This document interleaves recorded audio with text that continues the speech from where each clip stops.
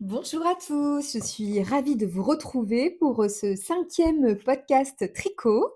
Si c'est le premier que vous regardez, bah, je m'appelle Mélanie de la chaîne Mélanie Fil et compagnie et du même nom de compte Instagram. Je suis ravie de vous retrouver aujourd'hui parce que j'ai plein de choses à vous montrer et notamment des projets terminés et je peux dire que c'est un peu une libération que certains projets soient terminés pour ensuite partir, voilà, sur de, nouveaux projets. Donc, sans plus attendre, je vais commencer par ce que je porte. Donc je vous l'avais montré dans mes, autres, podcasts, c'est mon Cézanne de Atelier Émilie que je viens de terminer. Je l'ai terminé hier. Voilà. Donc j'aime beaucoup comment il tombe, sa taille. J'ai fait la taille 3. Je suis vraiment, vraiment contente. Le drapé est vraiment très bien. Hop. Ce fil, super bien, je vais vous en reparler. J'aime bien aussi le côté un peu gilet ouvert. Je trouve que ça fait un peu notre style. Sûrement avec sans la broche d'ailleurs. Voilà, je vous montre les petits détails.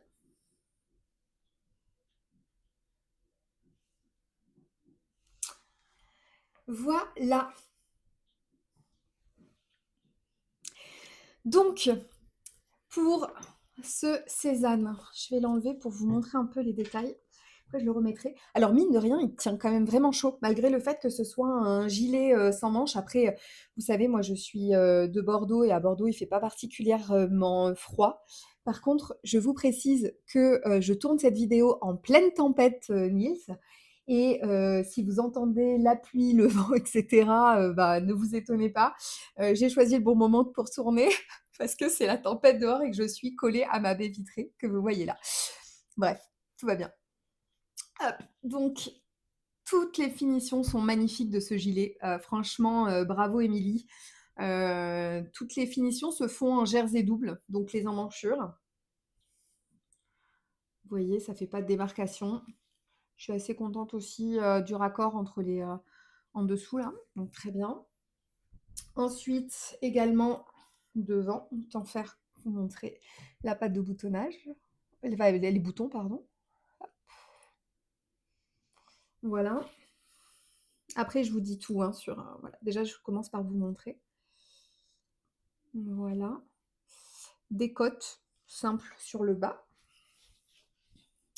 La patte de boutonnage, donc qui est faite, hop, voilà, directement dans le jersey double. Voilà. Et donc, on a un super rendu. Et oui, et le col est fait en, en côte assez souple et assez courte. Voilà, alors je le remets.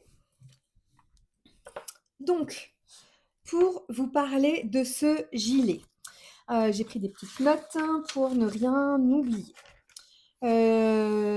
Certainement qu'il va y avoir des choses qui vont être un peu redites par rapport à ce que j'avais dit dans les précédents podcasts, mais comme c'est la dernière vidéo que je vais faire sur ce sujet-là, en gros, c'est là-dedans que je vais référencer toutes les informations. Donc, je rebalaye toutes les informations avec vous. Déjà, en termes de date, donc je l'ai commencé en fin d'année 2025. Il m'a fallu un mois pour le faire. Un mois pour le faire avec d'autres en cours. Hein. C'est un projet que j'ai pris beaucoup de plaisir à tricoter tout le long, puisqu'il y avait à la fois des, voilà, des moments où il fallait faire des augmentations, etc. Moi, j'estime qu'à chaque fois que j'en suis jusque-là, en fait, bah, c'est des choses que je suis. Effectivement, je fais attention aux augmentations, etc., que je dois faire. Donc là, je suis jusque-là. Et puis après, voilà, tout le reste, ça déroule finalement. On fait des allers-retours. Et ça, c'est un peu du tricot zéro cerveau. Moi, je l'ai fait devant Stranger Things. C'est pour ça, en fait, je me gardais un peu ce tricot zéro cerveau pour regarder un épisode le soir devant la télé. Qu'est-ce que j'ai utilisé comme laine? Alors, je suis contente parce que vous avez la bonne couleur, parce que quand je le prends en photo, à chaque fois, il est rouge, alors qu'il n'est pas du tout rouge, il est vraiment rose, quoi. Il est vraiment violet, violet rose, quoi. enfin violet, bordeaux rose, quoi. Alors, je vous montre les laines que j'ai utilisées. Ce sont uniquement, des, laines de drops que j'avais dans mon stash, que j'avais prévu à la base pour un autre projet, que j'ai décidé, bah, voilà, de changer parce que l'autre projet, j'en avais plus vraiment envie, et donc je l'ai fait en laine drop la Sky. Donc la Sky qui est une laine, chaînette, là on la voit bien, voilà, qui s'appelle violet foncé, c'est la numéro, 33. Mais elle n'est pas violet foncé, elle est plus bordeaux, hein. Enfin franchement, OK, elle est peut-être violet bordeaux. Voilà, mais assez foncé et je l'ai mariée à, de la Kid Silk, toujours de Drops, hein, coloris 17, elle s'appelle rose foncé, donc là, c'est vraiment du rose foncé pour le coup, donc qui est beaucoup plus clair et je trouve que, le mélange des 2 est vraiment sympa. Est vraiment, vraiment sympa. Je vais essayer de voilà.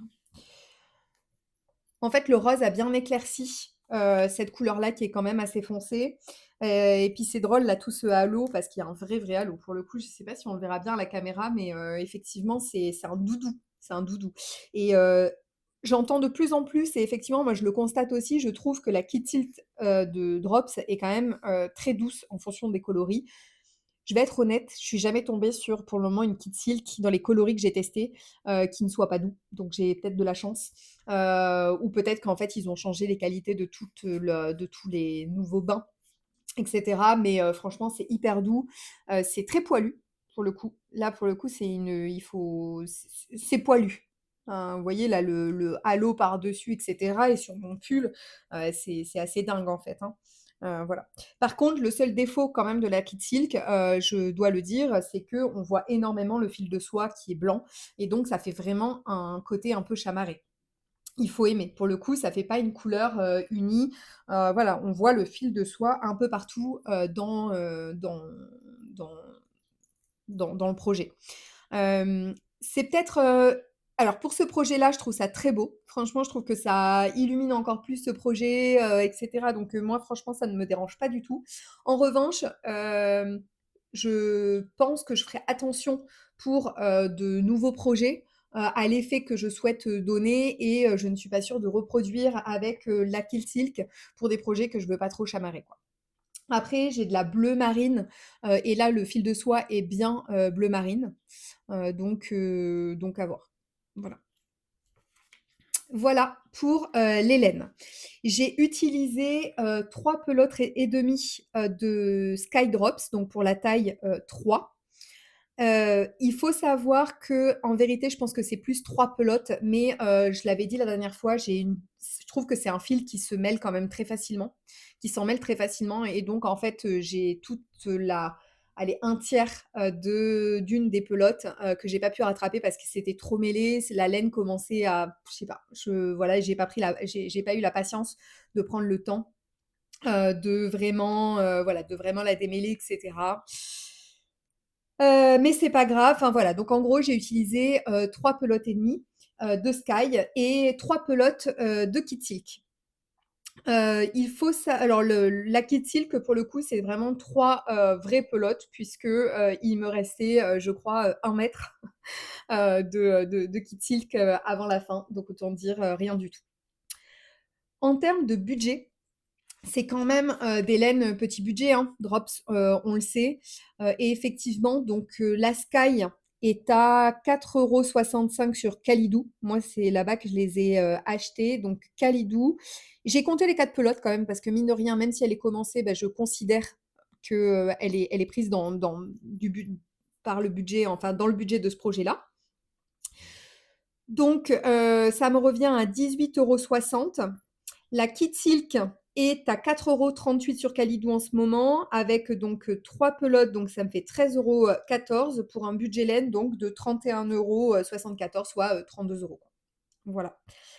Et ensuite, au niveau des boutons, de Liz Taylor, donc je les ai en effet achetés pendant les soldes, sur le site de Liz Taylor qui a des très beaux boutons. Donc ce sont des, designs qui sont faits, pour, Liz Taylor, donc on peut pas trouver, partout.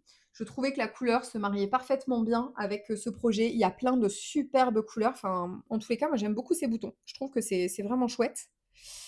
Et d'ailleurs, voilà, juste après, vous verrez, je l'ai réutilisé j'ai utilisé d'autres boutons de chez Liz Taylor que j'avais achetés en solde. Je les ai payés par conséquent en solde, moins d'1 €, 0,95 €. Donc j'ai 8 boutons sur ma veste. J'arrondis à 8 €, et donc le projet, j'en ai pour 40 €. 40 €, une laine, en 75 alpaga, mohair et soie. Franchement, moi, je suis pas à regarder le budget, mais c'est vrai que, bah, ça fait quand même plaisir de se dire qu'en effet, dans le tricoté main en plus, donc ça a encore plus de valeur et cette valeur-là, elle est inestimable. Mais voilà.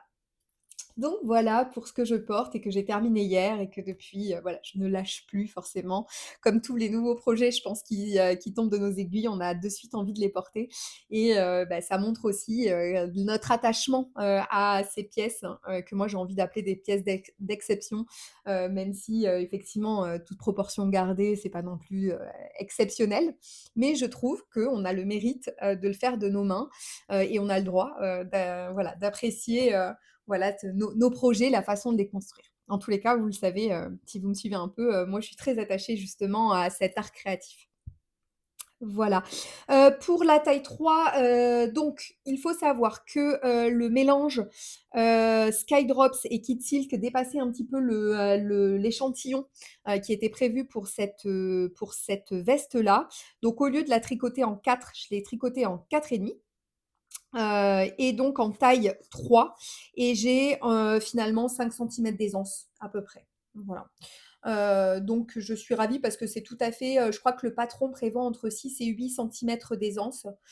Mais je pense quand même que je les ai avec le blocage. Je pense que je les ai. C'est difficile à mesurer, mais je pense que je les ai. Voilà. Voilà. Que vous dire d'autre également? Oui, sur le montage, sur ce que j'ai fait. En fait, donc pour moi, c'était la première fois, que je faisais du jersey double.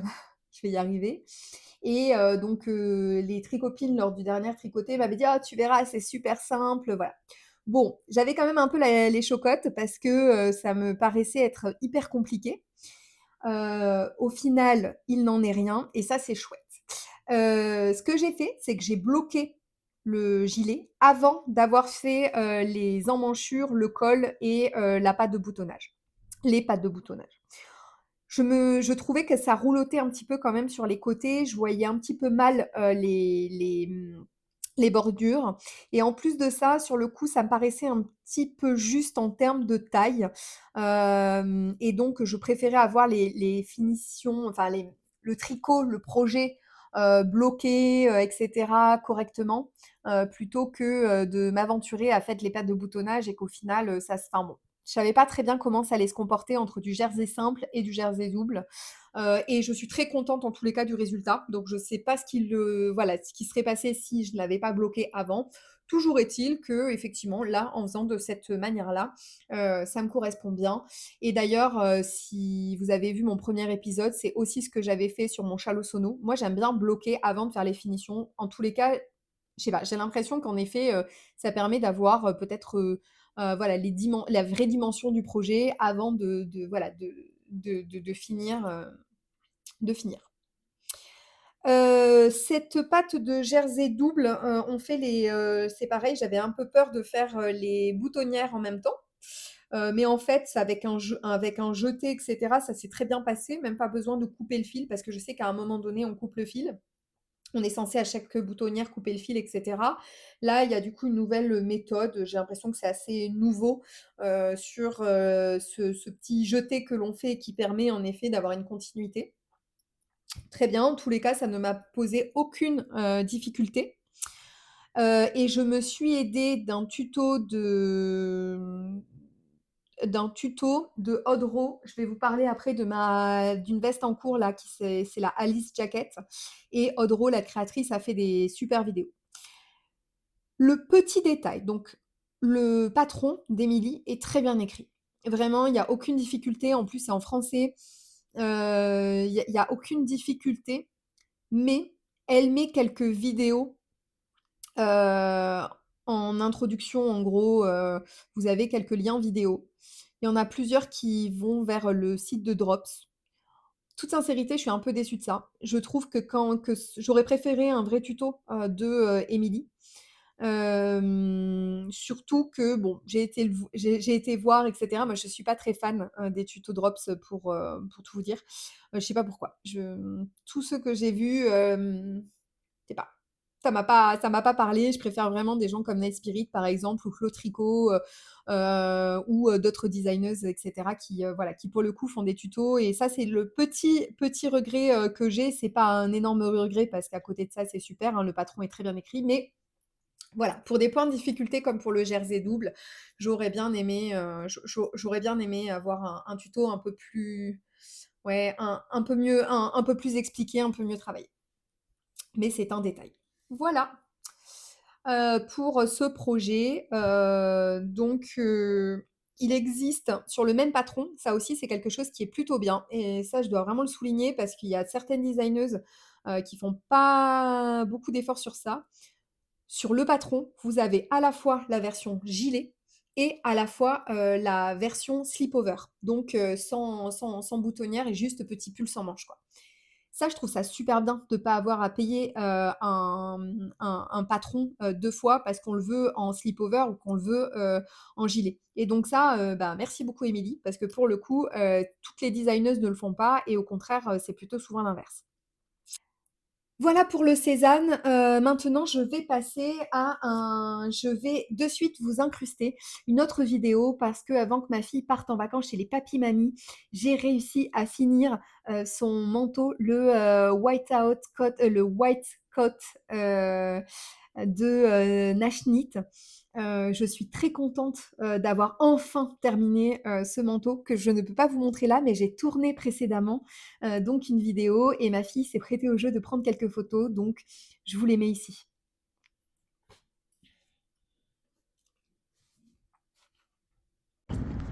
J'aime beaucoup le pull de ma maman. T'aimes bien le manteau? Tu le trouves beau? Oui, Est-ce que t'es confortable dedans? oui, trop. Et regardez, même j'ai une petite fermeture pour que ça me tient bien chaud au cou. Et ouais, le col au final tu l'aimes bien, hein? Oui, le col j'aime bien. Elle n'a pas fait pareil que sa vidéo, mais au moins je l'aime bien, ma petite, mon petit col. Trop bien. Est-ce qu'il te tient chaud ce manteau? Oui, il me tient très chaud. Ouais, là par exemple t'as pas froid? Non, j'ai pas froid. Super.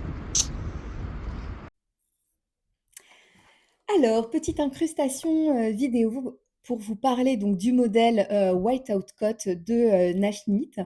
Vous venez de voir donc Gabrielle, ma fille, porter ce manteau. Je suis très très fière de voir ses photos, ses vidéos, etc. Donc voilà, et puis l'entendre être aussi contente. Donc voilà, je vous le montre. Voilà. Donc, effectivement, j'ai commencé ce manteau, il y a quand même assez longtemps, maintenant parce que, c'était fin octobre, début novembre, que je l'ai commencé. J'en ai beaucoup sué, à vrai dire. Je vais tout vous expliquer.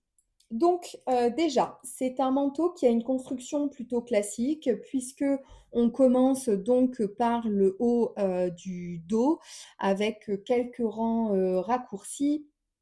On vient, on vient jusqu'aux manches, on fait des allers-retours, on s'arrête sous les emmanchures. Ensuite, on monte, les devants, on fait ces espèces de petits, voilà, je sais pas comment on peut dire, des petits rabats, je sais plus comment elle dit, qui sont très bien expliqués dans le patron. Je dois dire que ce patron est vraiment très bien expliqué. Il est en anglais, mais il y a à la fin une dizaine de vidéos qui expliquent toutes les techniques qu'elle utilise. Et c'est vraiment très bien filmé. et je l'ai trouvé vraiment, clair comme de l'eau de roche, ce patron. Donc on vient faire, ça. Ensuite, on vient monter donc le devant jusqu'à la fin, de l'emmanchure. Moi, il me semble que j'avais fait, 2 centimètres, je crois, en plus, 2 centimètres en plus parce qu'en fait, j'avais fait une de taille 4-5 ans pour Gabrielle. Parce que ma fille, donc encore une fois, elle est très, grande, mais toute menue, toute fine. Et donc j'avais peur, de surtailler et qu'au final, le manteau lui aille que l'année prochaine et qu'elle puisse pas le mettre parce qu'il était beaucoup trop grand. Et je pense que j'ai très bien fait parce que quand vous voyez les vidéos, elle le porte super bien, mais je pense que l'année prochaine, ça lui ira encore, quoi. Donc ça, c'est très chouette. Donc j'ai fait la taille 4-5 ans. En revanche, je suis descendue un petit peu plus parce que je voulais pas non plus quand même que ça lacère, au niveau des emmanchures, quoi. Voilà. Donc, ensuite, on rejoint sous les emmanchures et là commencent donc les allers-retours plus la poche que l'on voilà, que l'on commence à construire en cours de tricot et donc on finit ensuite par ces bandes. Donc quand je vous disais que j'en ai sué, en fait c'est par rapport à l'alpaga bouclé. Pour vous parler des laines donc que j'ai utilisé de la Népal de chez Drops, coloris bleu glacier et le numéro c'est 6220. Je trouve que c'est un très très beau coloris parce que la Népal, je trouve que les coloris ne sont pas très, très joyeux. Enfin, j'ai acheté, avant d'acheter le bleu, malheureusement, on a fait plusieurs tentatives qui avaient échoué. J'avais commencé par un vieux rose, au final, c'était pas joli. Ensuite, par un rouge carmin un peu, c'était vraiment pas joli. Et donc, bon, ben, j'ai beaucoup de laine d'ailleurs en stock. Heureusement qu'elle coûte pas très cher. Mais bon, je sais même pas ce que je vais en faire parce que je vous avouerai que c'est pas trop nos couleurs, quoi.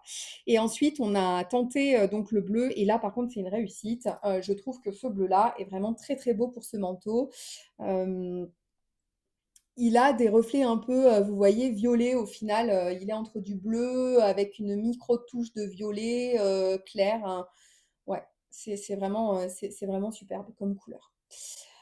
Donc, j'ai utilisé donc la Népal. La Népal de chez Drops, c'est 65% de laine et 35% d'alpaga. C'est une laine qui est très confortable, qui est très confortable à tricoter et j'ai beaucoup aimé. Elle est facile, la texture, est agréable de la laine. Elle n'est pas ultra douce, mais voilà. Quand je l'ai tricotée, elle était tricotée assez dense, pour ce manteau, puisque normalement le patron prévoit, de tricoter, le manteau en 4,5 parce qu'on veut un aspect assez dense. Et moi, comme je tricote quand même assez lâche, j'ai dû le tricoter en 3,5. Donc, c'est vrai que en 3,5, la Népal, qui normalement est une laine qui se tricote en 5, ben, c'est vrai que ça, voilà, c'était quand même assez dense comme tissu. Et il me semble que dans une autre vidéo, je vous avais montré la densité. Et alors, ce qui est fou, c'est qu'en lavant, donc je l'ai lavé, bloqué, bien entendu, et la laine est devenue, il y a un super drapé. La texture a totalement changé. Les manches étaient un peu cartonnées, quoi. Et elles étaient vachement rigides. En plus, les manches, je les ai tricotées en 3 parce que j'avais que de la en 3, mais Xiaogu avec, tiens, d'ailleurs, il faudrait que je vous l'attrape pour vous montrer. C'est des Xiaogu mini circulaires en 30 centimètres coudés, et donc j'avais que du 3, donc j'ai tricoté en 3 mes manches. Mais malgré tout, aujourd'hui, il y a un très beau drapé, elles sont plus du tout rigides, au contraire, le manteau, enfin, il est vraiment très agréable à porter. À ce que me dit ma fille, mais ça m'étonne pas parce qu'effectivement, la laine, c'est vraiment assoupli. Je trouve une laine qui a gagné vraiment en souplesse, qui est facile à tricoter. Enfin, j'ai vraiment bien aimé. Et puis en termes de prix, donc moi, quand je l'ai acheté, en gros, la pelote était à 1,95 €, donc 2 euros. Je crois avoir vu là qu'on était entre 1,35 € la pelote et 1,50 €, je crois. Donc autant vous dire que enfin, que c'est vraiment minime. Il m'a fallu 8 pelotes pour tricoter ce manteau et vous voyez, il me reste plus que ça. C'est pour ça que je vous présente pas autre chose, il me reste plus que ça. Donc j'ai utilisé, on peut dire, mes 8 pelotes. J'en ai eu donc pour 16 € de Népal bleu glacier. Ensuite, j'ai utilisé de l'alpaga bouclé. Je précise que la Népal et l'alpaga bouclé, c'est les laines qui sont préconisées dans le patron. L'alpaga bouclé, donc qui est une laine en 80% alpaga, 15% de laine et 5% de polyamide. Donc c'est une laine un peu doudou, mais surtout une laine bouclée. Et c'est là où j'ai vraiment galéré. Euh, En gros, l'aiguille se bloque dans toutes les petites bouclettes, comme ça, là. Et donc, c'est insupportable. C'est insupportable. Moi, au départ, il y a des fois, je ne savais plus si c'était une vraie boucle, enfin une maille, ou si c'était juste une petite bouclette qui s'était bloquée, quoi. Donc, c'était un peu l'enfer. Bref. Pour ça, on va dire que ça a été. C'était assez facile à réaliser. Par contre, pour le bas, c'est là où ça a commencé à se compliquer. J'avais commencé à tricoter juste en alpaga bouclé. Normalement, le patron, ce qu'il fait, c'est qu'il vous dit de faire, alors je ne sais plus combien c'est, mais on va dire allez, 8 cm et de le replier en deux et de venir le tricoter, en fait, retricoter pour faire un bord double.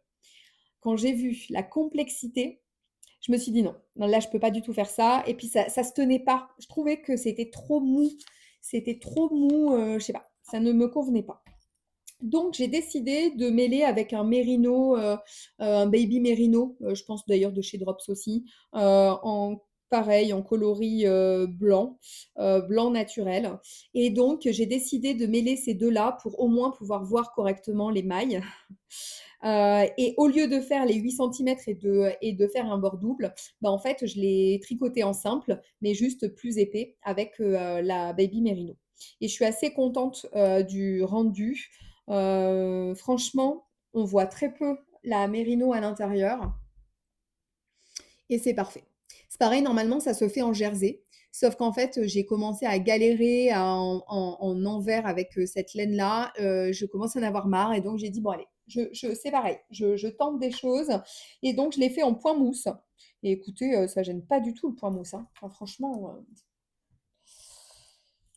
il y a eu pas mal de petites adaptations dont je vais vous parler dans ce patron que j'ai réalisé à cause de l'alpaga bouclé parce qu'en fait, j'ai pas réussi très bien à tricoter, quoi. Voilà, donc ça fait quand même un joli bord.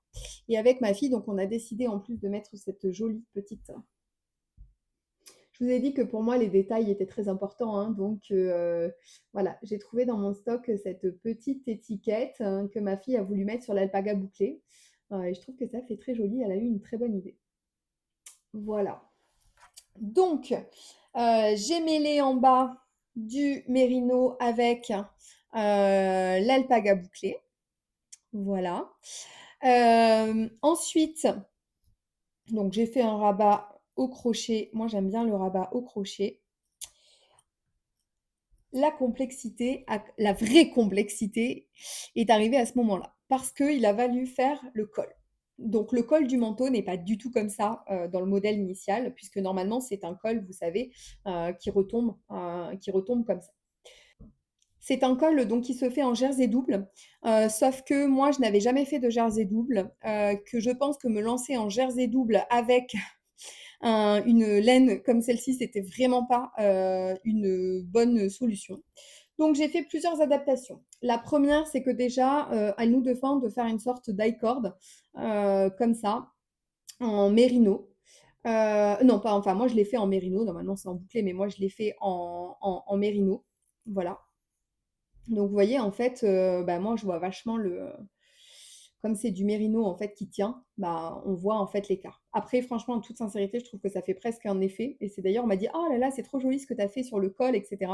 Donc le col apparemment plaît beaucoup, alors qu'il n'est pas du tout comme ça et qu'en fait, il est rempli, on va dire, entre guillemets, d'erreurs. Mais ben, le résultat convainc ma fille et les autres, visiblement. Donc au final, j'ai commencé à tricoter en jersey double. Après, je me suis complètement mêlée, ce qui a donné en fait un effet un peu point mousse que vous voyez au milieu, qui fait comme une sorte de décoration finalement. Et ensuite, j'ai continué à tricoter. Donc là, ça se fait en double, c'est-à-dire qu'en fait, on fait des allers-retours, on tricote en rond. C'est la première fois que je faisais ça, on tricote en rond le col. Et j'ai fini donc par un rabat tubulaire. Et effectivement, ça fait trop beau, quoi. Ça, par contre, le rabat est vraiment, je l'ai très bien réussi. Voilà. Et donc, c'est pareil, hein, tout ça, c'est tricoté en mérino plus en alpaga bouclé. Voilà. Donc là, le col, j'ai vraiment eu des grosses difficultés. Pour tout vous dire, j'avais des crampes aux mains. Je n'en pouvais plus. J'ai failli arrêter le manteau à cause du col. Voilà. Et aujourd'hui, donc ça fait un col un peu montant comme ça, puisque j'ai pas été jusqu'au bout, je n'en pouvais plus.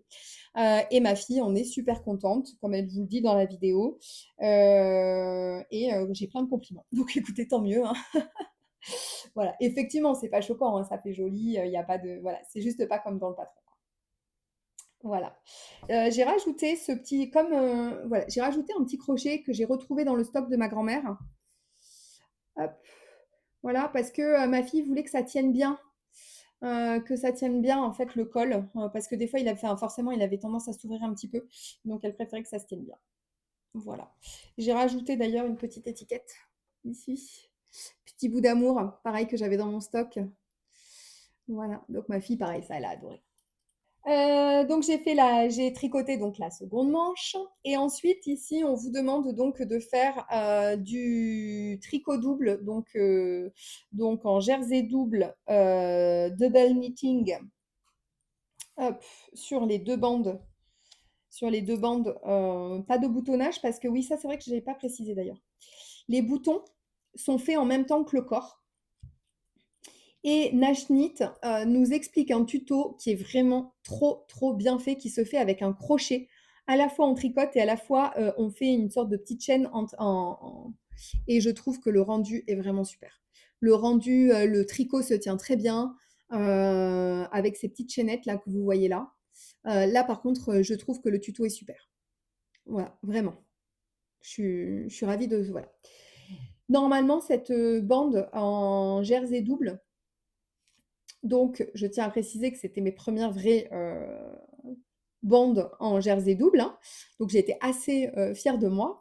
Même si effectivement, je vous rejoins pour ceux qui m'avaient dit non, mais t'en fais pas, c'est vraiment pas compliqué à faire. En effet, c'est vrai que c'est pas très compliqué à faire. Normalement, elles se font, c'est pareil, en alpaca bouclé. Vous aurez compris que je n'allais pas me lancer à nouveau dans de l'alpaga bouclé. Donc, sur le coup, je m'étais dit, OK, la partie où où va être cousu les boutons, je vais le faire plutôt en népal, ça sera un petit peu plus rigide, et puis ça sera dessous. Donc, et ensuite, je ferai celle-ci en alpaga bouclé. Bon, comme vous voyez, au final, j'ai fait les deux en népal, parce que j'avais commencé une bordure avec l'alpaga bouclé et ça n'avait pas, voilà, ça faisait pas un beau rendu. Après, j'avais commencé en doublant avec de la mérino. Idem, ça avait vraiment pas, c'était trop tendu. Enfin, franchement, bon, bref, ça ne fonctionnait pas. Et donc, j'ai fini par me dire, écoute, je fais les deux en népal. Et effectivement, au final, il y a quand même déjà pas mal d'alpaga bouclé sur le manteau. Donc, le fait qu'il n'y en ait pas au milieu, c'est pas non plus, c'est pas non plus grave. Voilà. Les boutons. C'est ma fille qui les a choisis. Elle voulait du doré. Elle voulait pas en fait tout en bois simple. Elle voulait qu'il y ait une petite décoration dessus. Donc j'ai trouvé chez Liz Taylor qui a des très beaux boutons. Voilà. Ces petits boutons. Ma fille a voulu rajouter des petits pins qu'elle a eu dans son calendrier de l'Avent. Des licornes, forcément, des licornes. Voilà. Et donc, on a ce joli manteau. Alors, je reviens sur le prix du manteau. Donc, comme je vous ai dit, la Népal, j'ai utilisé 8 pelotes à 16 €. L'alpaga bouclé naturel, la pelote est un petit peu plus onéreuse, quoique. Elle est autour des 3,35 €. Ouf, quel prix! On nous avait demandé dans le patron de prendre 4 pelotes d'alpaga bouclé. Moi, il se trouve que j'en ai utilisé 2 pelotes complètes. Après, j'ai pas fait le col, comme je vous ai dit, en double knitting complet. Donc voilà, j'ai pas fait le devant non plus. En gros, peut-être que j'aurais utilisé une pelote en plus, mais c'est pas une. Enfin, c'est quand même une. Je sais pas combien il y a de mètres. Il y a 140 mètres. Ah ouais, non, c'est pas. Oui. Bon, en tous les cas, je pense qu'avec 3 pelotes, si vous faites la même taille que moi, ça suffit. Et donc l'alpaca bouclé, comme j'ai utilisé 2 pelotes, j'en ai eu pour 6,70 €. Les boutons, je les ai payés 1,20 € sur Listelor. Il m'en a fallu 5, donc ça me fait 6 euros. Le patron de Nashnit est au prix de 8,10 €. Et donc, le manteau m'est revenu à 36,80 € pour un manteau en laine et en alpaga. Franchement, de cette qualité, bah écoutez, je suis quand même ravie. Même si effectivement, on ne tricote pas forcément que pour le prix, entre guillemets, hein, parce que moi, c'est parce que ça me fait plaisir. Je le fais pas pour des questions économiques. J'ai cette chance, mais effectivement, bon, voilà. Et j'espère très fortement qu'il lui ira toujours l'année prochaine. Je pense parce qu'il est quand même un peu, il lui est quand même un peu, enfin pas grand, mais il est un peu lâche. Donc, donc j'ose imaginer que pour l'année prochaine, parce que je suis pas prête à en retricoter un de suite quand même, hein. Voilà, écoutez, je vous laisse maintenant avec la suite de la vidéo. À plus tard. Donc voilà, j'ai terminé 2 projets ce mois-ci et ça me fait un bien immense. En effet, pour le manteau de ma fille, ça m'a libérée, d'un énorme poids parce que ça commençait à devenir un poids, ce qui est quand même dommage dans le tricot. Le sésame, je suis ultra contente de l'avoir enfin terminé. Pas parce que, excusez-moi de le dire vulgairement, mais c'est pas parce que ça m'a gonflé, mais parce que je trouvais que là, ça y est, avec la pâte de boutonnage, et cetera, en double jersey, ça me tardait quand même de terminer. Donc, 2 projets terminés. Maintenant, je vais vous parler de mes encours et pas des moindres. Le premier en cours, dont j'ai terminé bah, à 50% parce que je n'ai fait qu'une des 2 chaussettes, mais j'ai fini quand même une chaussette, c'est la chaussette soirée pyjama de Marine-Christine Lévesque, qui est un des derniers patrons qu'elle a sortis. Et donc, qui se tricote en version DK, si je puis dire, puisque c'est un brin de. Alors, moi, j'ai utilisé de la Arweta, donc un fil à chaussette en fingering, tenu avec un brin de mohair. Et donc, ça sert notamment à vider ses restes de mohair. Et je suis très satisfaite des couleurs que j'ai choisies. Pour information, donc c'est pour l'anniversaire de ma maman que je lui tricote ses chaussettes. Elle les a vues parce que je lui ai offert cette chaussette, mais après je lui ai reprise en lui disant: «Attends, attends, il faut que je te tricote du coup la deuxième chaussette, mais je veux faire à l'identique, donc je veux la garder». Et donc, heu voilà ce que je lui ai tricoté. Pour les laines, donc je vous ai dit, en gros, vous avez de la Harwetta que vous gardez en fait jusqu'au bout et vous changez juste en fait le brin de mohair en fonction, voilà, d'un certain nombre au bout d'un certain nombre de rangs et de répétitions. Ce qui est bien, c'est qu'elle monte assez haut. Alors comme son nom l'indique, c'est soirée pyjama. Ma maman, comme dirait ma fille, adore son canapé. D'ailleurs, qu'on lui a offert, c'est ce que Gabriel lui a dit. Elle lui a dit: «Mamie, on sait que tu aimes tellement ton canapé que maman, elle t'a tricoté des chaussettes pour quand tu es sur le canapé». Donc, c'est pas des chaussettes à utiliser dans des chaussures ou autres avec le mohair, et cetera. Enfin, ça les abîmerait trop. C'est pour ça qu'elles sont aussi très grosses, hein, parce que alors ma mère les a essayées, elles lui vont parfaitement bien. Elles sont ni trop serrées ni trop lâches. C'est exactement la bonne dimension, donc ça, c'est chouette. Elles se font donc de la tige jusqu'à la pointe avec un talon renforcé à gousset qui se fait très voilà, rien d'exceptionnel. La pointe, en revanche, c'est quand même assez pointu. Ça, je trouve ça un peu ouais, ça, je sais pas. Ça, je suis pas hyper fan et pour vous dire, je trouve d'ailleurs que moi, quand je les ai mises, alors ça gêne pas ma mère, moi, ça me gênait un peu sur les coutures sur les côtés. Voilà. Après, donc pour les laines, j'ai utilisé donc de l'Arouetta blanche, je vous l'ai dit. Et ensuite, 2 coloris de Tilia. pour le rose, le rose, qu'est-ce que ah oui, Barba Papa, moi j'avais appelé ça comme ça, le rose Barba Papa, que franchement j'adore. La Tilia et la Rouetée là comme ça me donne vraiment envie de faire un pull avec, c'est trop beau. Ce rose pâle là, je sais pas si ouais, vous avez la bonne couleur, c'est chouette. Ça ensuite, je vais appeler ça du rose, fraise tagada. Et ensuite ça, c'était un reste de Kid Silk, en bleu glacier. Pareil que j'avais et donc j'ai alterné, voilà jusqu'à la pointe, ces différentes rayures. Voilà. Je suis franchement, c'est donc des normalement ça se tricote en 3,25 je crois et je crois que je les ai tricotés en 3 parce que moi je le tricote quand même assez lâche et en fait, ça me paraissait quand même beaucoup. Et ce qui est assez d sympa sur le détail de la chaussette, si quand même, c'est le point de feston en haut là, que l'on fait, qui p d'ailleurs la chaussette peut se porter soit comme ça, mais j'aime pas trop, je préfère comme ça. Et c'est très facile à faire. C'est très, très, très facile à faire et sur le coup, je m'étais dit: «Ouh là là, ça va être il va falloir bien réfléchir, quand je vais le faire et cetera». Absolument pas. Donc très bien.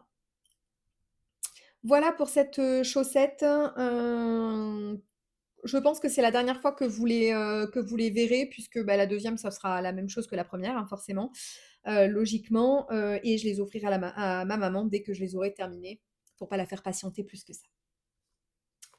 Voilà pour ces chaussettes, pour ces chaussettes. Ensuite, autre en cours. Est-ce que je vous parle de ça ou je vais vous parler en premier de celui-ci. La dernière fois, je vous avais montré, mon gogo dynamo en cours. J'ai pas énormément avancé, mais j'ai quand même fini, la deuxième section. Donc la dernière fois, je vous avais montré ces, rayures, comme ça que je tricote avec des laines de, Au fil d'Horus et de, Arcoiris Yarn et donc on vient en fait lier, ces en gros, première section, on tricote 3 fois ça là, ces sortes de d'arc-en-ciel.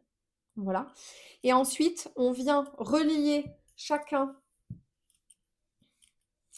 de ces arcs-en-ciel, vous voyez, par des bandes, ici en point mousse. Je vous le déroule. Donc comme vous pourrez voir, normalement il faut faire cette alternance de rayures entre nos 2 couleurs, sur toutes les intersections. Moi je trouvais que trop de rayures, tuait la rayure. Donc j'ai décidé de faire juste une rayure sur les extrémités, comme ça, sur les 2 extrémités, donc là, que je vous ai montré ici aussi, voilà. Et entre 2, j'ai décidé de faire, plutôt du point mousse, du point mousse avec ma laine qui est déjà très chamarrée, hein, OK. Et je trouvais que c'était quand même mieux que de rajouter encore des rayures. Voilà. Voilà.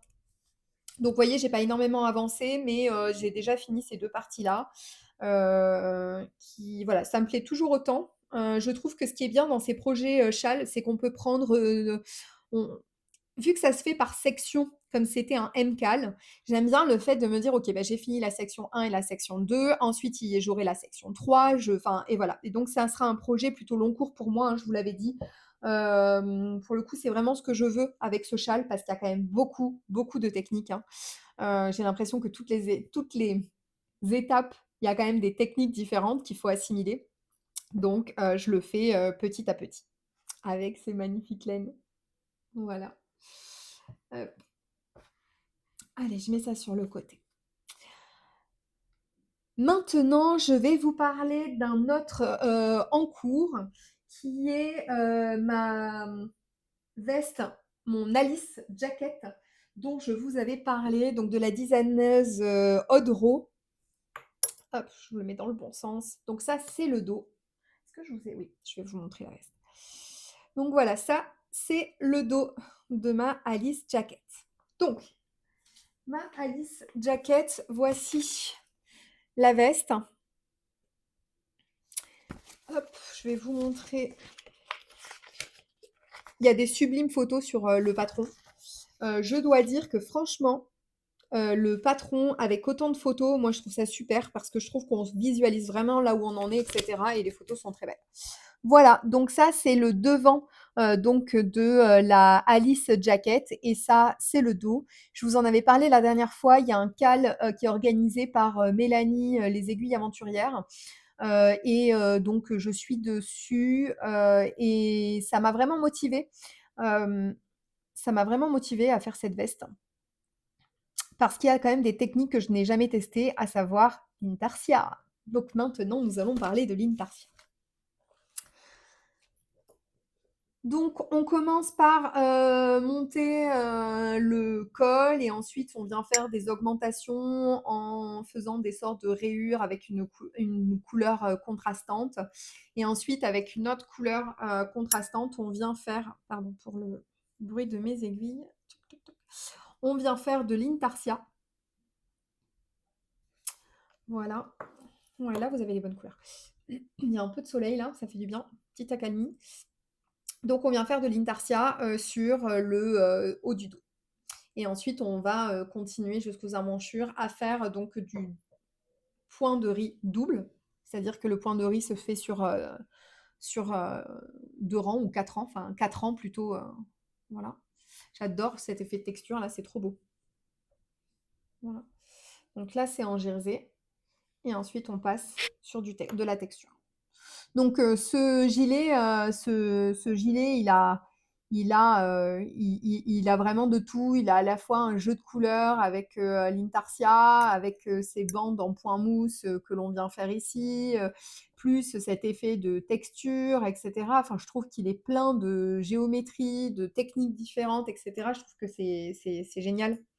Ça, c'est vraiment génial et c'est un beau projet, qui demande de l'attention. Mais là, je me sens en capacité, d'avoir cette attention, portée sur ce tricot.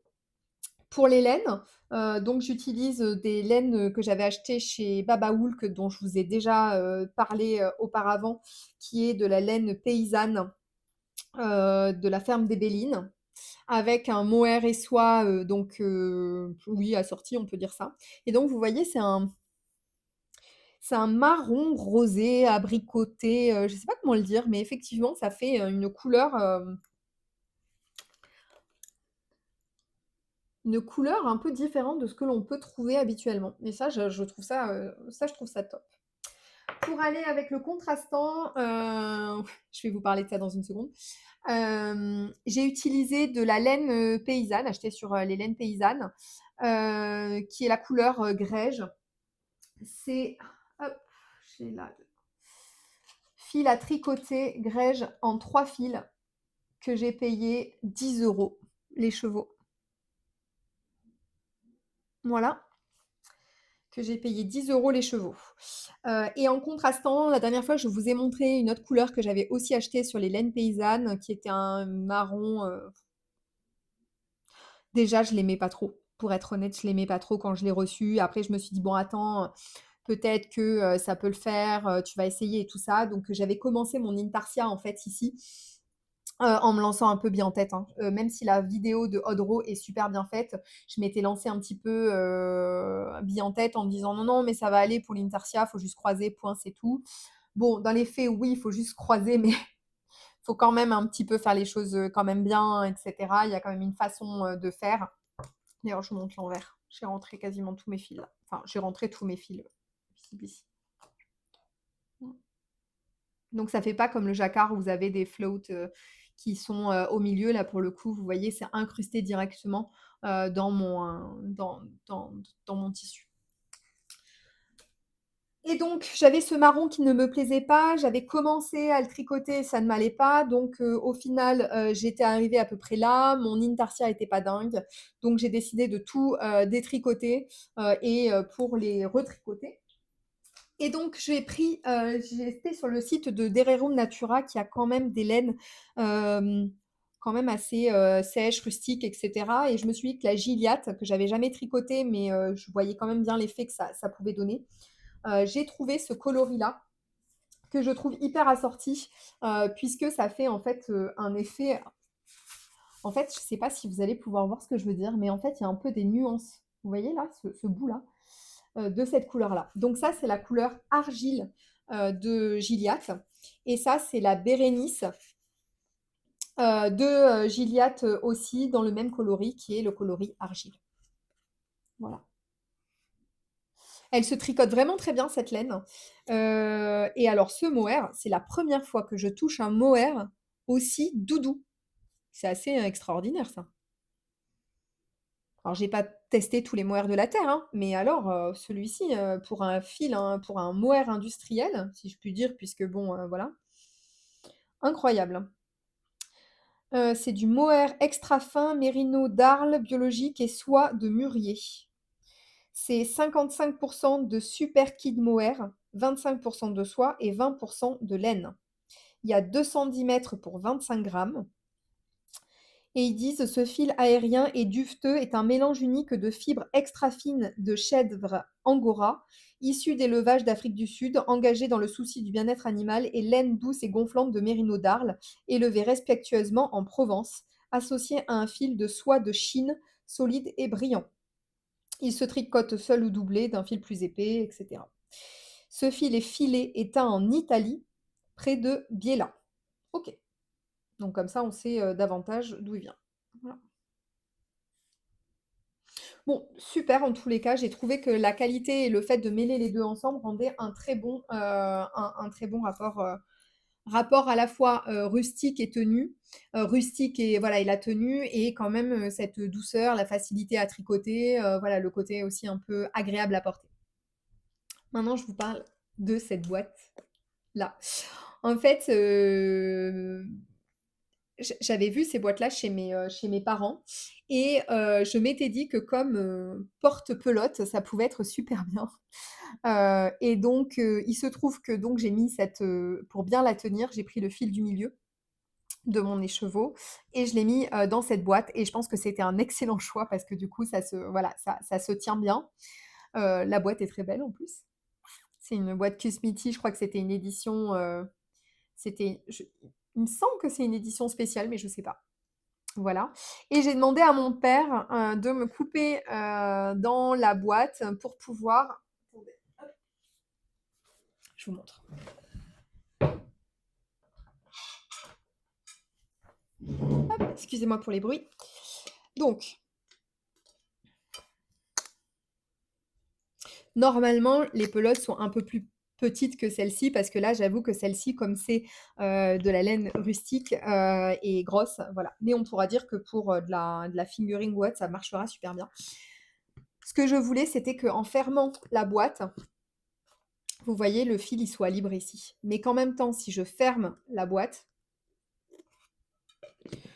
je peux le tirer en fait normalement depuis là. Bon, là, on est d'accord que ma pelote, elle est beaucoup trop grosse, donc ça marche pas. Toujours est-il, ça tient bien mon écheveau, et c'est ce que je voulais. Voilà. Donc petite astuce, hein, si vous avez des boîtes comme celle-ci dont vous ne savez pas quoi faire mais que vous trouvez drôlement jolie, bah, mon père l'a fait super bien. Il a même mis un petit plastique. Mon père est très créatif. Je sais pas si je vais pouvoir vous montrer, mais alors il a fait ça super bien. Hop. Il a mis il a coupé, il a mis un morceau de plastique où il a fait un petit rond, et ensuite il a remis du scotch noir par-dessus, mais alors hyper bien coupé, etc. Autant vous dire que mon père, niveau précision, etc., c'est le champion. Bon, voilà, en tous les cas, merci papa. Je trouve que c'est très utile, et ils ont d'autres boîtes comme ça pour m'en faire d'autres.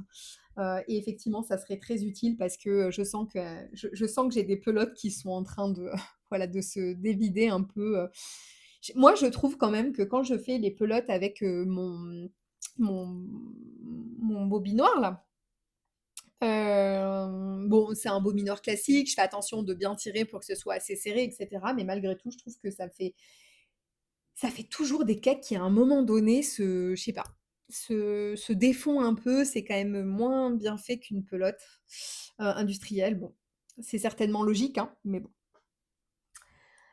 Juste pour vous dire que pour m'entraîner pour faire l'intarsia, j'ai testé auparavant voilà, en reprenant le motif de ma veste pour tester. Alors, j'ai bien fait, ça m'a permis de tester bien et de bien comprendre le point de riz double. qui n'est absolument pas compliqué, mais au moins, voilà, je me suis fait un peu mes repères. Hop. Moi, ce que j'ai fait, hop, je vais vous montrer ça rapidement. De toute façon, il n'y a pas grand-chose à vous montrer, hein. Vous n'allez pas en faire grand-chose. Hop. Vous voyez que c'est coloré en jaune. En fait, j'ai colorié les rangs impairs, donc les rangs endroits, en jaune sur mon graphique, ce qui m'a permis à chaque fois de voir que toutes les modifications de l'intarsia se faisaient sur un rang endroit et que le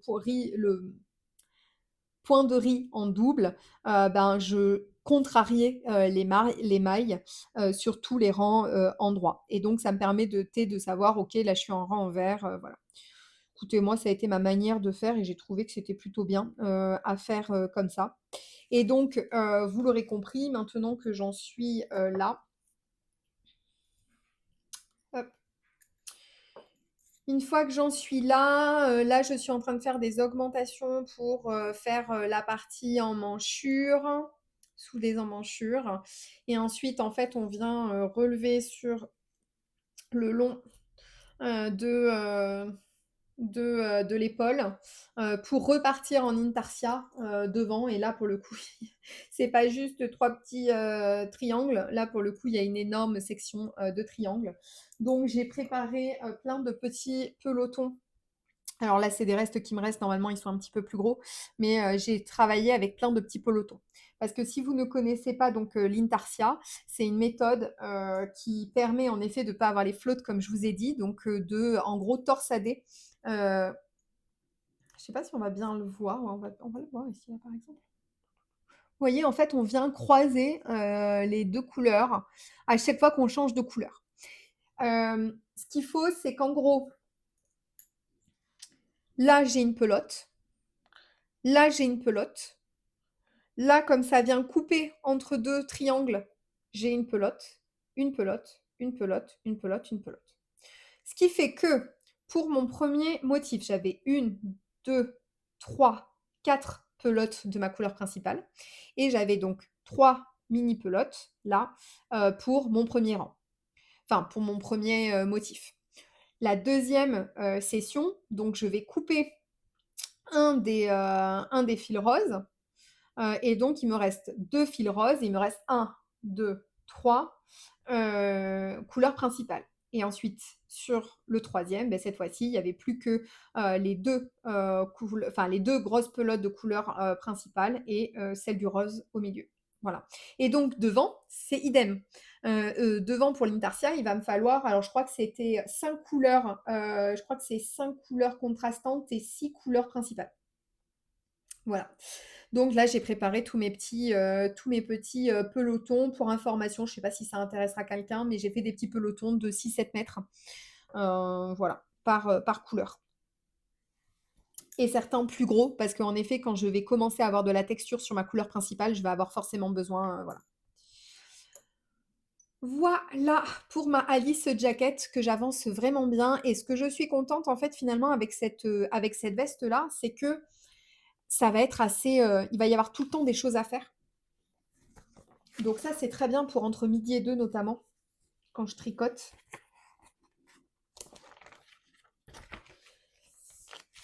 Parce qu'en fait, là, donc, j'ai fait ça.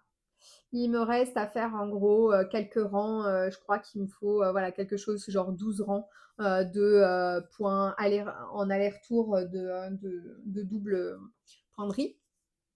Que je vais faire d'ailleurs devant une série. Enfin, devant une série ce soir, c'est certainement devant, devant Stranger Things qu'on continue. Donc ne me spoilez pas. Voilà. Et ensuite, en fait, l'intarsia, bah là, je vais avoir tout ça au final jusqu'en bas. On va. Non, c'est en plus de ça, je crois qu'on s'arrête ici pour rejoindre. Oui, c'est ça. On s'arrête en fait en plein milieu de l'intarsia. Donc là, il faut réfléchir. Enfin, là, pour le coup, c'est pareil, il faut compter, etc. Ensuite, on rejoint en rond. Enfin, en rond, bien évidemment, c'est un gilet. Donc, je vais rejoindre avec mes mailles du. Je vais rejoindre en fait avec mes mailles de mon gilet aussi derrière, etc. pour faire un grand truc. Donc, voilà. Donc, on continue l'intarsia. Et puis là, très rapidement, on va arriver sur les rayures. Donc, c'est pareil. En fait, je vais avoir beaucoup de points en riz double. Mais vers ici, je vais commencer à intégrer en plus les rayures. Donc ça, c'est assez sympa. Et puis après, idem sur les manches. En fait, on relève les manches, mais très rapidement, c'est pareil, il y a des rayures. Moi, j'aime bien le côté, ça me donne toujours envie d'avancer plus vite. Vous voyez, pour l'intarsia, par exemple, j'ai fait ça super vite pour mon petit triangle, mes petits triangles, parce qu'en effet, en fait, on se voit avancer, donc c'est assez chouette. Par contre, je vous dis pas la difficulté d'avoir 46 000 pelotes en même temps. Moi, j'ai pris le parti de me dire que pendant 4 rangs, en gros, je ne démêlais pas mes pelotes. Et au bout des quatrièmes rangs, voilà, je faisais tout pour tout réinstaller devant moi. Et puis après, bon, ça se remélangeait, etc. Bon, c'est pas grave. Je m'en suis très bien sortie et je vous dirai comment c'est passé, ou je prendrai même des petites photos, à mon avis, quand il va falloir que je fasse l'intarsia de devant, parce qu'à mon avis, le bazar que ça va être assez drôle. Voilà, que vous dire d'autre? Ensuite, j'ai commencé une petite chaussette pour mon papa. Je me suis réconciliée avec les laines Fabel, la Fabel de Drops. J'avais 2 pelotes comme ça chez moi. Et lors de mon premier épisode, je vous avais dit que j'avais utilisé de la laine Drops Fabel pour une chaussette. Ça avait été une catastrophe. La texture était, excusez-moi du terme, mais dégueulasse. Je ne supportais pas. Je sais pas si c'était le traitement chimique ou autre, mais rien qu'à tricoter, c'était horrible. L'effet était vraiment moche. Bref, ça n'avait vraiment pas été satisfaisant. Et j'avais quand même ces deux pelotes-là que je trouvais assez jolies. Et voilà le rendu. C'est trop beau. Je sais pas ce que vous en pensez, mais moi je trouve ça trop beau. Voilà. Je pense que ça va beaucoup plaire à mon papa. Je les ai montées en 72 mailles. Et là, il va falloir que je commence le gousset. Je continue à faire ma recette de chaussettes, hein, donc, que je vous ai partagée la fois dernière, qui s'appuie donc sur le patron de Charlie, de Unit to Learn. Voilà. Très joli, hein. Franchement, je vous remonte de plus près, mais... Puis ce qui est bien avec l'autorayant, hein, c'est qu'en effet, en fait, on monte, et puis on voit les rayures, etc. Puis là, le jeu de couleurs, c'est pas des rayures franches ici, puisque des fois, il y a des petites couleurs, hein. Voilà, c'est assez fin. Du coup, on avance assez vite. Enfin, moi, je trouve qu'on avance assez vite. Et puis la pointe, je l'ai fait avec de la Arouetta, bleu clair classique que j'avais aussi dans mon stash. Voilà, donc ça, c'est mon projet un peu zéro cerveau. Il n'y a pas d'anniversaire ou d'autres choses de prévues. Je sais que ça lui fera très plaisir d'avoir une paire de chaussettes. J'imaginais vraiment bien avec ça. J'ai pas l'impression que mon conjoint soit très chaussettes en laine. Enfin, du moins, il ne m'a pas semblé qu'il soit très sensible à cela. Il m'a demandé autre chose, mais que je n'ai pas commencé, donc je ne vous en parle pas pour le moment. Donc ça, c'est pour ma petite chaussette pour mon papa en mode zéro cerveau. Dernière chose à vous montrer. J'espère que je parle pas trop vite. Ça, c'est un peu mon problème, hein. Evie, mais ça, on ne se refait pas. Je vais faire un peu de bruit. Non, attendez. Ce que je fais, c'est que je coupe, je range un petit peu, et pour vous dans une seconde. Je reviens vers vous. Donc, ma mère s'était remise un petit peu au tricot en me voyant faire, effectivement, elle a tricoté il y a très longtemps, voilà, quand elle était jeune, etc. Et puis elle a plus jamais touché des aiguilles. Et pour elle, voilà, le tricot, c'était plutôt assez ancien. Me revoyant faire des jolies choses, etc. Elle s'est dit ah bah tiens, si voilà, j'ai essayé, etc. Elle avait fait une veste à ma fille en alpaca bouclé. Que c'est vrai que j'aurais pu vous la montrer, mais bon, je verrai ça plus tard, qui s'est quand même bien abîmée, alors que ma fille l'a quasiment jamais portée, mais en fait, ça fait un aspect, enfin, je sais pas, vraiment, les laines bouclées quand même, je reste. Franchement, je suis dubitative et je ne sais pas quel rendu comment ça vieillit. En tous les cas, là, les expériences que j'en ai ne sont pas très bonnes. Bref, tout ça pour dire qu'elle avait fait une petite veste à ma fille et qu'ensuite, elle s'est dit, ok, je voudrais lui faire un pull maintenant, donc pour Gabrielle, ma fille, mais en rond. Et ma mère, eh ben, n'a jamais tricoté un modèle en rond. Et oui, et oui, oui. Et puis avec des techniques modernes, avec des rangs raccourcis, etc. Enfin, pour elle, c'est très nouveau. C'était très nouveau. Parce que la veste, elle avait fait à plat en cousant les manches et tout. Enfin, Celles qui tricotent à plat. Je suis sûre que vous êtes hyper nombreuses. Ils doivent se dire: «Non mais ces petites jeunes là, hein, vous savez que nous on a cousu à plat pendant toute notre vie et puis maintenant, bah, on continue parce que c'est quand même bien pratique». Eh ben, écoutez, moi franchement je salue votre courage. Moi j'ai déjà fait un truc, une couture, sur un petit truc et cetera, mais bon ça reste quand même assez anecdotique. Allez, sans plus tarder, je vous montre le patron, que ma mère a commencé pour Gabriel, qui est le Holger Sweater. Enfin, elle a très bien avancé quand même. Nous avions choisi des laines, Daisy, dont je n'ai plus le numéro, je peux juste vous montrer les pelotes. Je vous montre le pull. Voilà. Hop. Donc, très coloré, hein, n'est-ce pas? Mais Gabrielle adore la couleur. Elle adore le rouge, elle adore le rose, elle adore le bleu. Donc, on a du rouge et du rose, comme ça, en alternance, en rayures. On va avoir une manche bleue, une manche jaune, rien que ça. Et le col va être en rose clair, comme les côtes en bas. Voilà. Donc c'est hyper coloré, hein. C'est hyper coloré. Je sais que Gabrielle va adorer. D'ailleurs, elle a dit à ma mère: «Waouh, c'est trop bien d'avoir des manches de couleurs différentes avec plein de couleurs. Génial, ça arc-en-ciel». C'est très bien. Ma mère s'est arrêtée à la manche. Elle n'aime pas. Elle n'aime pas tricoter. Elle n'aime pas tricoter en rond en particulier. Elle comprend pas très bien le côté magic loop. Enfin, elle comprend, mais elle trouve pas ça intuitif. Au départ, elle pensait que c'était les aiguilles. Donc, au final, je lui avais prêté mes aiguilles. Mais même avec mes aiguilles, ça lui plaît pas. Donc, je lui ai dit, écoute, ce serait dommage de l'arrêter là parce que franchement, il est vraiment trop joli. Et puis Gabriel en a vraiment envie. Donc je lui ai dit, écoute, porte-le-moi, je vais le finir. Et je vais essayer de rattraper quelques trucs parce qu'il y avait bon, des petits défauts voilà, de débutante, ce qui est déjà très bien. Déjà, les rangs raccourcis, je vois pas de trous et tout ça. Ça, elle a vraiment géré les rangs raccourcis. Vraiment bien. Par contre, c'est sur les épaules, en fait, elle a mal relevé.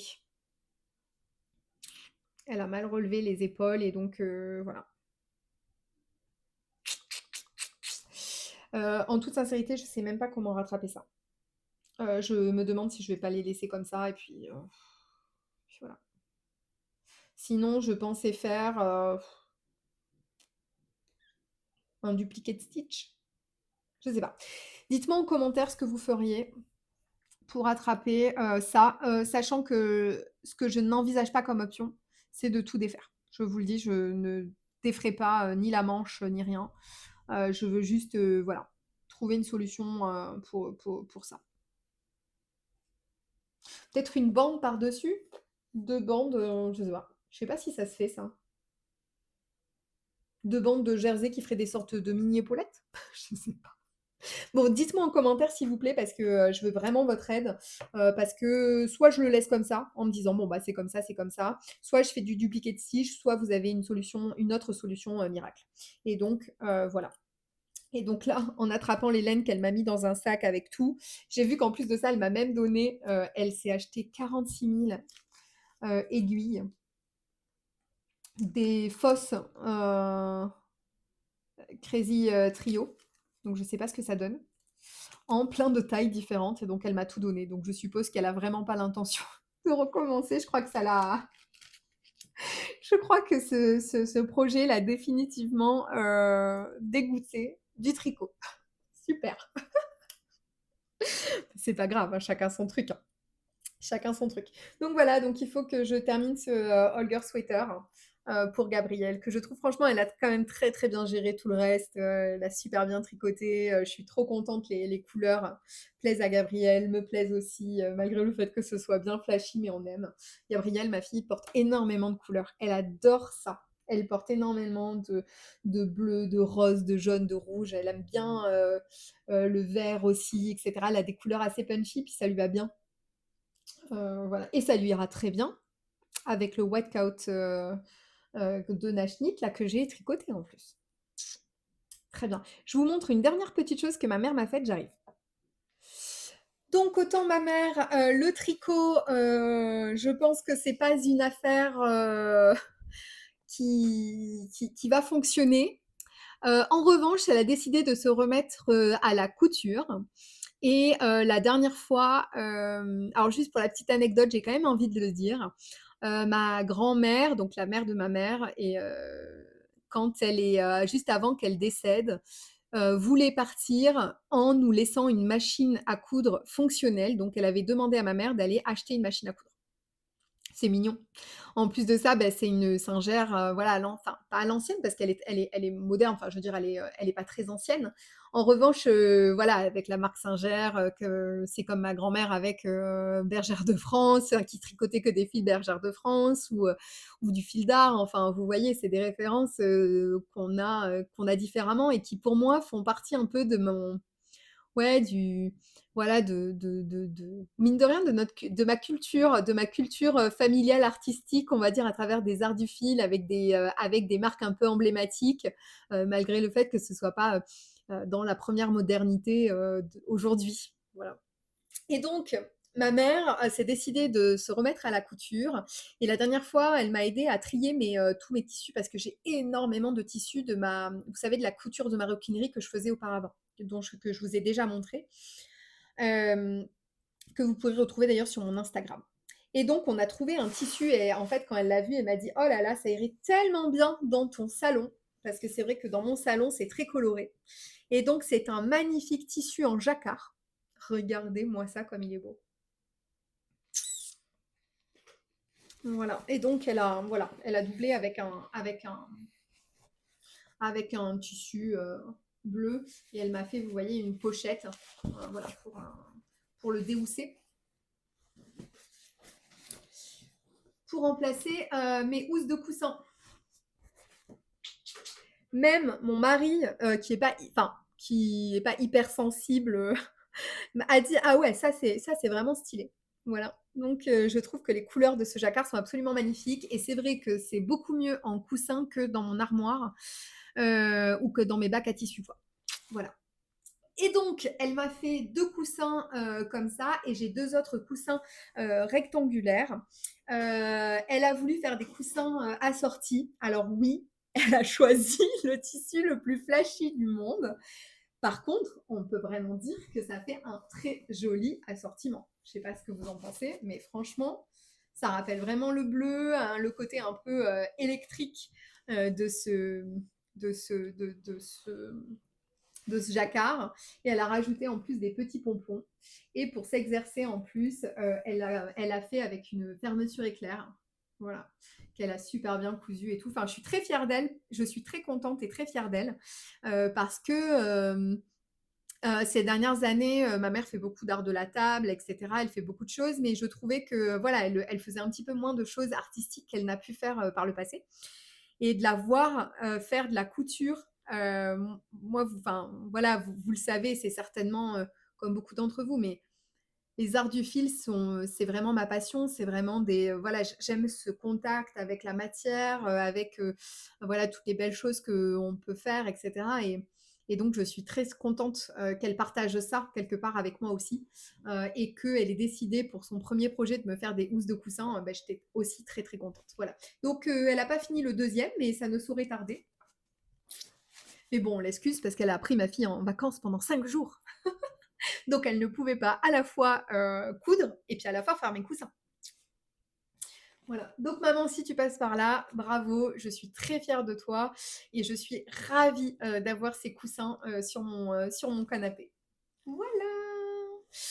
Allez, il est temps de clôturer ce nouveau podcast où j'avais quand même beaucoup de choses à vous présenter. N'hésitez pas à me suivre sur Instagram. Dernière chose dont je voulais vous parler, c'est le festival Entre-deux-Laines, donc qui se tient la semaine prochaine. Je serai présente le samedi et le dimanche. Surtout si vous me voyez, n'hésitez pas à m'interpeller. Ça me fera vraiment, vraiment trop plaisir. Comme je vous le dis à chaque fois, pour moi, le tricot, c'est du plaisir, c'est du partage. Et si je fais toutes ces vidéos, c'est pas pour montrer ma tête, c'est pas pour montrer tous les projets que je fais. Non, c'est parce que j'aime partager avec vous. Donc, n'hésitez pas à venir me parler sur Instagram. N'hésitez pas à m'interpeller voilà, au salon Entre-deux-Laines. Je vais prendre le train depuis la gare de Bordeaux pour information, s'il y en a qui souhaitent voilà, hop là, pardon. Si on a qui souhaitent que l'on échange, ou enfin voilà, ou qu'on se rejoigne ou autre pour y aller, ça peut être, sympa. Et donc j'y serai le samedi et le dimanche.